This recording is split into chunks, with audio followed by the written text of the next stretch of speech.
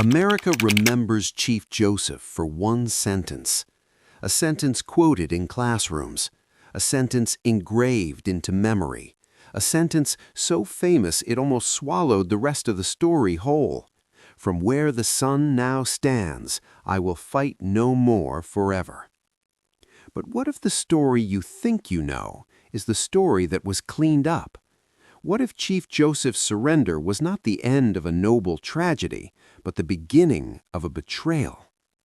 In October of 1877, in the freezing Bear Paw Mountains of Montana, the Nimipu, the people outsiders called the Nez Perce, were exhausted, outnumbered, low on blankets, low on food, and nearly within sight of Canada. Their children were freezing, their leaders were dead, their families were trapped under siege. NPS, Bear Paw. And even the words we remember from that surrender are more complicated than most Americans realize. Historians have warned that the famous English version passed through translation and later retelling and may not be a perfect record of what Joseph said on that day. Guthrie, PDF. So this documentary is not just about a surrender. It is about how a homeland was taken, how peace failed, how survival was mistaken for defeat, and why Chief Joseph's story still matters to anyone who believes promises should mean something. Because America did not just get the ending wrong, it misunderstood what Chief Joseph was fighting for in the first place. Before he became a symbol in American memory, Chief Joseph was Hinato Wiyalatkit, a leader of the Wallowa band of the Nimipu. His world was not a frontier waiting to be claimed. It was a homeland already known, named, traveled, fished, hunted, and loved. Oregon History Project, NPS, Treaty Era. The Wallowa Valley in present-day northeastern Oregon was not just beautiful land, it was family land, burial land, sacred land. Joseph would later say of it, "I buried him in that beautiful valley of winding waters. I love that land more than all the rest of the world." University of Washington. That love had been shaped by his father, Old Chief Joseph, who refused to sell the Wallowa homeland. According to both Joseph's later account and National Park Service interpretation, his father's dying words became a moral command. "This country holds your father's body. Never sell the bones of your father and your mother." University of Washington. NPS, Old Chief Joseph gravesite. That promise is the key to the whole documentary. Chief Joseph was not driven by conquest. He was not fighting to build an empire. He was trying to keep faith with the dead. And once you understand that, the surrender at Bear Paw looks very different. Because to Joseph, this was never just politics. It was memory. It was duty. It was home. In 1855, the United States signed a treaty with the Nez Perce that recognized a large reservation and preserved hunting and fishing rights in traditional places. Then, gold was discovered within reservation boundaries in 1860. Instead of enforcing native land rights, the government moved to redraw them. NPS Treaty Era. In 1863, a second treaty slashed the reservation by roughly 90%. Bands living outside the new boundaries, including Joseph's people, refused to sign. Among the Ninipu, that agreement became known as the Thief Treaty or Steel Treaty, NPS Treaty Era. Joseph later described the injustice in simple terms. If a man refuses to sell his horses, but a neighbor takes payment and sells them anyway, can that sale be legitimate? Joseph said that was how the United States claimed his people's land. University of Washington. His father marked off the Wallowa homeland and declared that inside those bounds lay the graves of their ancestors, graves that would never be given up. But settlers kept coming. Horses were stolen. Cattle were branded. The pressure did not ease. It intensified. University of Washington. Joseph was not a war chief in the crude movie sense. Later scholarship notes he was above all a statesman and negotiator, though U.S. officials increasingly treated his resistance in council as proof of military leadership. Guthrie, PDF. Then, in 1877, General Oliver O. Howard gave the non-treaty bands an ultimatum: move to the smaller reservation near Lapwai within 30 days, or the Army would force the issue. NPS Doug Barr. This was the inciting wound. The government did not ask Joseph to compromise. It asked him to abandon the promise he had made to his father. In spring 1877, Chief Joseph's band began leaving the Wallowa Valley under coercion. At Doug Bar on May 31st, they crossed the Snake River in dangerous spring runoff. Women, children, elders, and belongings went over on horse-hide rafts pulled by swimming horses. Thousands of horses and cattle had to swim the river, and many were lost. NPS Doug Bar. That crossing says everything. This was not a chosen migration. It was an eviction. By June 2, hundreds of Nimipu from several non-treaty bands had gathered at Tolo Lake, sorrowfully preparing to move onto a reservation many believed had been forced on them unjustly. The National Park Service notes that emotions ran high as their last days of freedom came to an end. NPS Tolo Lake. Then came the spark Joseph could not fully control. A small group of young warriors, enraged by earlier violence and injustices at the hands of settlers, rode out looking for one particular man tied to an older killing. When they failed to find him, they attacked other settlements instead.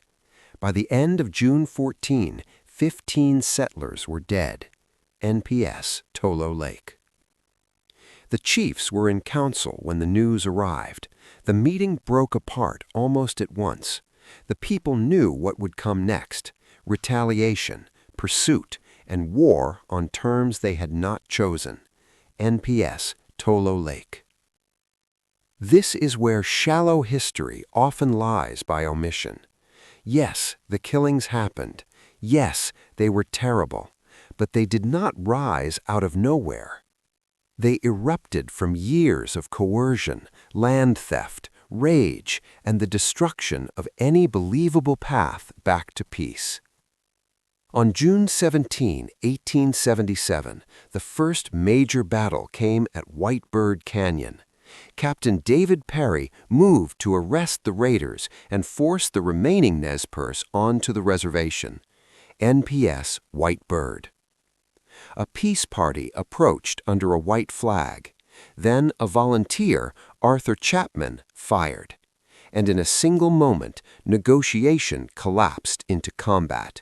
NPS White Bird. The landscape favored the Nimipu. Waist-high grass concealed movement. Warriors seized the high ground.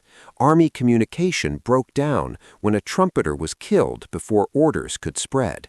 Then, Nez Perce fighters drove horses toward the soldiers, deepening confusion and panic. NPS White Bird. The Army line unraveled. The retreat became a rout. 34 soldiers were killed.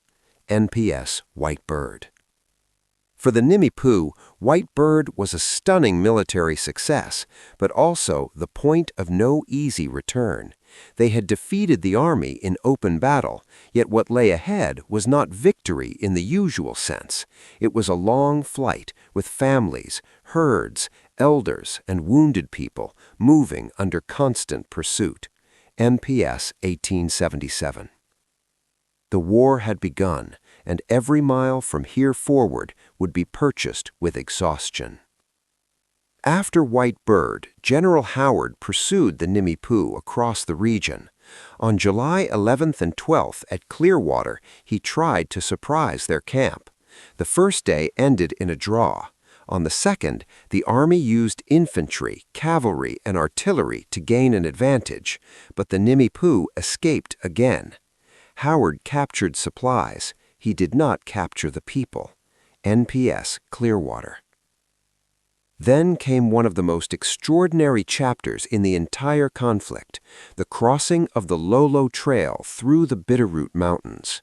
For the Nimipu, this was an ancient route long used for travel, trade, hunting, and access to the buffalo country. In 1877, it became, in NPS terms, a trail of flight, conflict, and sorrow. NPS, Lolo Trail. Imagine leaving the land where your grandparents were buried, not knowing if you would ever see it again. The Park Service explicitly asks visitors to imagine those thoughts as the Nimipu camped near Waipi and prepared to leave their birthplace behind. NPS, Lolo Trail. At Fort Fizzle, Captain Ron tried to block their way. The Nimipu made clear they did not wish to molest settlers or destroy property, but they would not surrender their horses, arms, or ammunition. When Ron refused to let them pass, they simply moved around his barricade through a steep ravine, humiliating the army without needing a full attack. NPS, Lolo Trail. This is one of the reasons the story still stuns people today. The Nimipu were not a broken caravan wandering blindly. They were disciplined, adaptive, and strategically brilliant. But brilliance does not cancel attrition. Each escape cost strength. Each victory cost time. In early August, after entering Montana, many among the Nimipu believed the worst might finally be behind them. Yellow Wolf remembered joy in the camp at Big Hole. People sang. There was, for one brief night, relief. Big Hole, NPS. Before dawn on August 9th, Colonel John Gibbon attacked. The camp was sleeping. Soldiers fired low into teepees before charging. Women and children fled through brush and water as the camp burned around them. Survivors described bullets cutting willow branches like rain. Big Hole, NPS. The Nimipu fought back fiercely. Warriors drove the soldiers across the river, trapped them in defensive positions, and even captured the army's howitzer before it could change the battle. Big Hole, NPS. But the cost was staggering. Between 60 and 90 Nimipu men, women, and children were killed. On the Army side, 31 soldiers and volunteers died, and 38 were wounded. Big Hole, NPS. After Big Hole, trust collapsed. The Nimipu no longer believed all Montana citizens were their friends. The war had shifted from military pursuit to family annihilation. Big Hole, NPS. And yet, less than 2 weeks later, they struck back intelligently at Camas Meadows. On August 20th, a small party of warriors raided General Howard's camp in the night, slipped through the animal lines, removed warning bells, and drove off most of the mule herd. That tactical success slowed Howard's pursuit and bought precious time.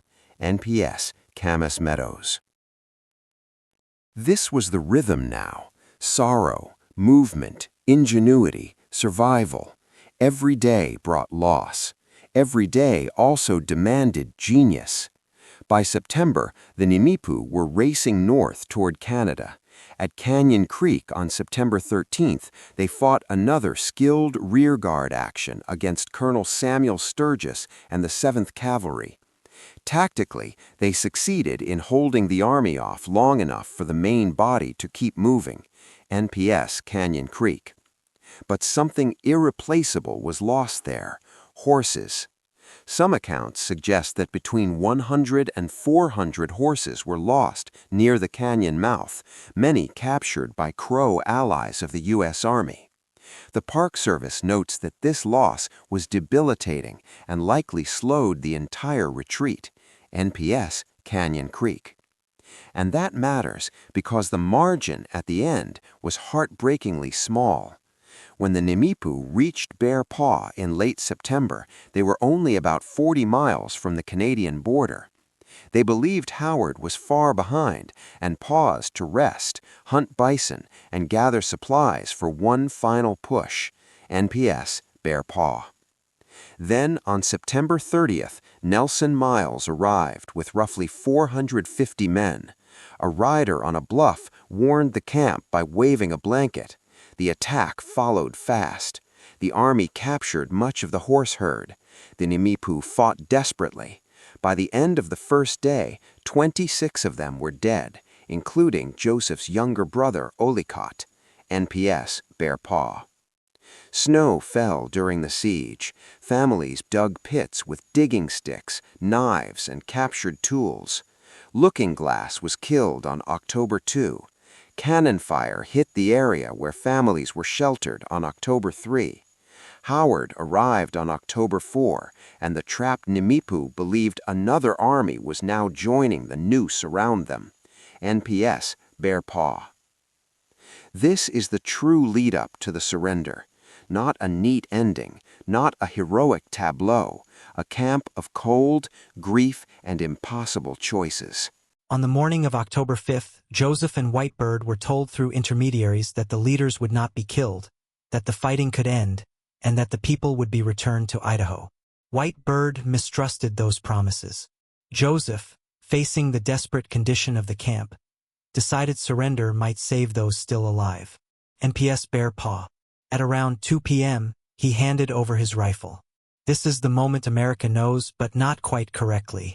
The best-known English version of Joseph's surrender words includes lines about dead chiefs, freezing children, missing family members, and his heart being sick and sad, ending with the famous sentence, "From where the sun now stands, I will fight no more forever," teaching American history NPS Bear Paw. But historians have warned that the exact text is uncertain. Joseph spoke in Nez Perce.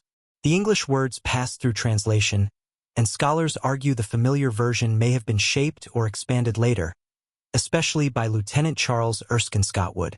So the emotional truth of the surrender is real: grief, fatigue, freezing children, dead leaders, even if the polished English version may not be verbatim. Guthrie PDF.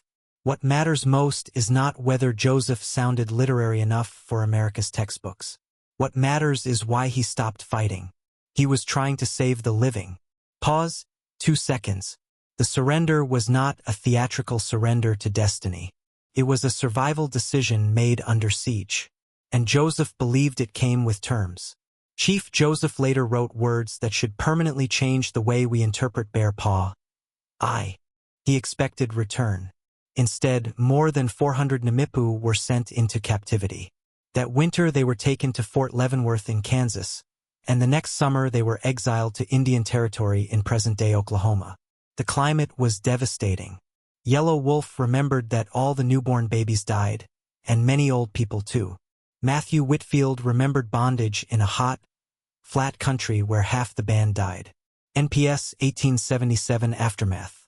For 8 years, Joseph petitioned, traveled, and argued for justice. In 1879, he appealed directly to officials in Washington and delivered one of the most powerful political statements in Native American history. He said, "Good words do not last long unless they amount to something." He said, "Treat all men alike. Give them all the same law."